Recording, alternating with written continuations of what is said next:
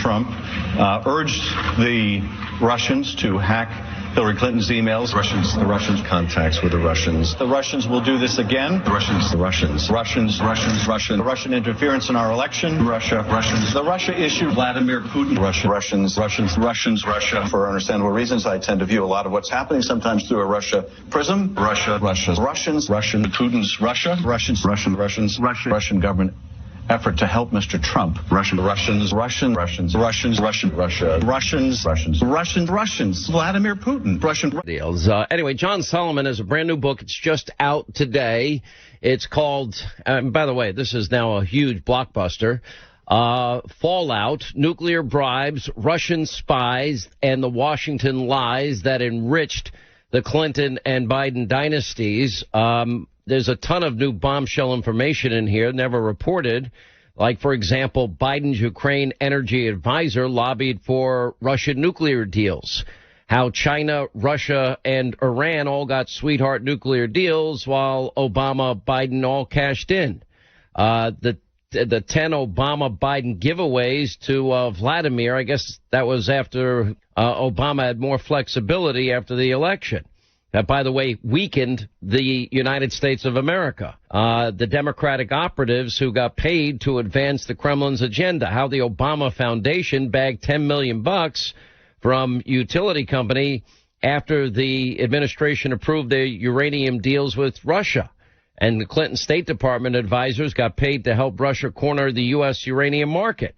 And how the Trump administration blasted corrupt Ukrainian weapons agency linked to major shift donor before impeachment. That and much more. John Solomon is with us. How are you, sir? I'm doing well, Sean. And let me say at the outset, fallout is not possible, nor were the last 3 years possible, if it wasn't for you and the little conversation that you and I had in the back of your studio in March 2017. I remember it like it was yesterday. When I guess the very first keep unpeeling the layers of the onion was said. Yes, you told me, don't stop.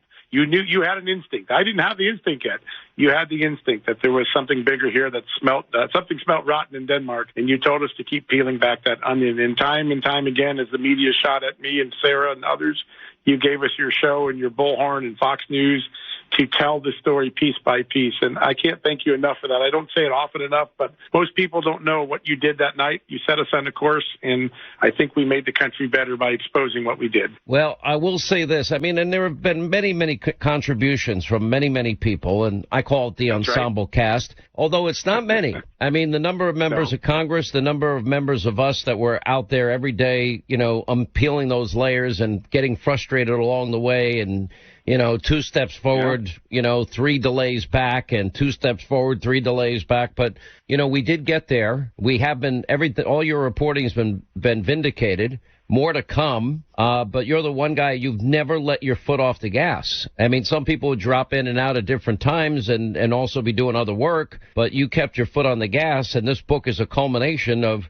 almost, over 3.5 years of just real old-fashioned shoe leather journalism on your part. So, but there's a lot in this book, and I think the title encompasses it all. Nuclear bribes, Russian spies, Washington lies that enriched the Clinton-Biden dynasties. Explain. It really is a remarkable story. And what we set out to answer was, of all the things Hillary Clinton could use to attack President Trump during the 2016 election, why did she pick Russia and Ukraine? And my good colleague Seamus Bruner dug up the most amazing document. In the summer of 2015, while we weren't thinking yet about the 2016 election, Hillary Clinton's team did a poll. What is the greatest liability in your career? Is it Whitewater and the Rose Law Firm billing records and Vince Foster? Is it the Asia fundraising scandal? Is it the email scandal that James Comey ultimately gave her a pass on? And the answer was no. 53% of Americans had a negative opinion about Hillary Clinton because of the way she conducted herself in Russia. She's running the Russia reset, and Bill Clinton and the foundation is vacuuming up cash and getting rich off of it. And we found out that it was that finding that sets in motion the effort to do opposition research, hire Christopher Steele. And it really was at the beginning. They wanted to scare Republicans away, whether it was Donald Trump, Ted Cruz, whoever was going to win the nomination. They didn't want the greatest American foreign policy failure in 50 years to be out and be part of the campaign. They wanted to scare people away from the Russian reboot. Why? Because the policy of appeasement, that Obama, Biden, and Clinton followed in Russia backfired. We gave billions of dollars of contracts. We gave them their own Silicon Valley. We gave them Uranium One. And when Vladimir Putin got everything he wanted, he pulled the carpet out from Clinton, Obama, and Biden, and he invaded Ukraine. And it was an enormous embarrassment because not only was it a policy failure, all the people around Biden, all the people around Obama, all the people around Hillary Clinton were getting rich off the Russian reboot. And that's what they had to neutralize. And that's why Donald Trump underwent 2 fake scandals. That's what this book lays out in pretty interesting fashion. By the way, Hillary gets... The sad thing is in all of this how we always talked about what I call the boomerang. I mean, everybody in the media mob, and it's a mob, John. There's no other word that captures who they are. They told lies for over 3 years. They peddled one conspiracy theory after another, one false lie after another. And the irony is there was Russia interference, bought and paid for, Russian disinformation, bought by Hillary Clinton. And then that information was illegally used, premeditated fraud on a FISA court, ruining Carter Page's life and ripping away his constitutional rights and civil liberties to spy on a candidate Trump, a transition team of Trump, and deep into the Trump presidency, and we're still unraveling that. It's amazing. The last chapter talks about the period of 2009 to 2019 as being the decade of deceit. It's the decade in which institutions that you and I grew up revering, the FBI, the Justice Department. I grew up in a family full of Irish cops. We thought highly of the FBI, the Justice Department, the news media, the State Department. They all began deceiving us. They began following politics that they used to stay above.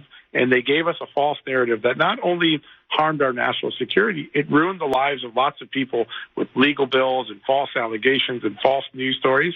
And there's been no reckoning. We are now 4 years into that cycle, and there has yet to be a true reckoning for the people who perpetrated these great crimes against American democracy. You know, I look at all of this and all the things that you revealed here, and you look at, for example, now that we know everything about Biden and Obama's involvement, I did not know about the financial connections until I started reading your book, which is just over the weekend. Yeah. And so now we got enrichment issues that same that the Clintons had. Let's bring it to Obama and Biden, especially in light of the January 5th meeting that we now know that Obama knew everything about General Flynn, for example, and the page-struck text messages said the White House wanted to know every step of the way, and now we know why Susan Rice, 15 days later, wrote memo to self. He said do everything by the book, and that's where Joe Biden was talking about the Logan Act. Yeah, if you have to write a memo that we did it by the book, you probably didn't do it by the book. I'm pretty sure of that. Listen, what we found in this book was that the same pattern of enrichment that the Clinton cronies had around Uranium One was evident in the Biden and Obama circle. Let me just give you 2 examples. Joe Biden's energy advisor is a guy named Amos Hochstein. After Russia invades Crimea and Ukraine and starts the Ukrainian crisis in 2014, he's before Congress. He's on TV giving these eloquent speeches saying, we can't let Russia have an energy monopoly because they use it as a geopolitical weapon.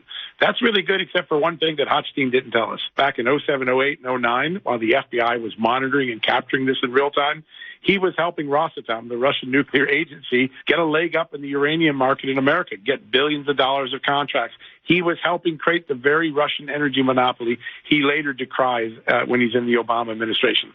And let's go right to Barack Obama, because he usually hovers above these scandals. He kind of walks off with nothing. Well, we found something that we think is very revealing. One of the beneficiaries of the nuclear reset with Russia was that utilities who had been big donors of Barack Obama when he was in the Senate in his first 2008 run,